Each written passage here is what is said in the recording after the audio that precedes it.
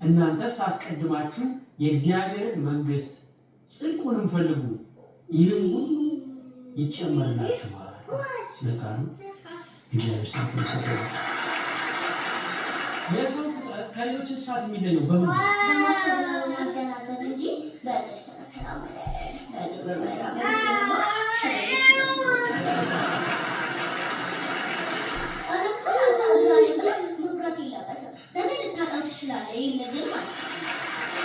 አንድ ሰው ሙሉ ሰው ነው የሚባለው ምን ሲሆን ንጹህ ልቦና እንዴት ምን ማለት ነው? ንጹህ ልቦና ማለት ምሳሌ 23:26 መጽሐፈ ምሳሌ 23:26 መጽሐፈ ምሳሌ ከመጀመሪያው በኋላ ማለት ልጄ ሆይ ልብህን ስጠኝ አይኖቼን መንገዴን ይጠብቁ።